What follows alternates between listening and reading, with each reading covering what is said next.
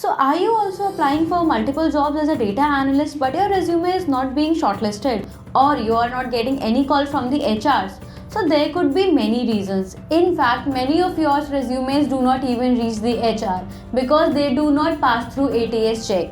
So I will be telling you 2 tips which you have to keep in mind while creating your resume to ensure that you are getting an interview call. The first thing which you have to keep in mind is you are adding the relevant keywords in your resume.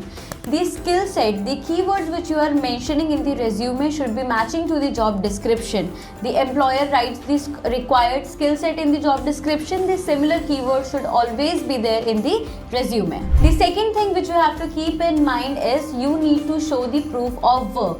How you can show them the proof of work is one, in case you have done any kind of internships, you need to mention what internship you did, what all projects you have handled during the internship. Or in case if you have not done any internship, you do not need to worry.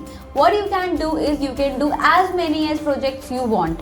Make sure that you are downloading enough projects from Kaggle or taking help from Google and you are performing those projects at your own. Because the more projects you will be doing, you will be confident while writing them into the resume and definitely during the interview it will help you. For more such information, follow the Chroma Campus page.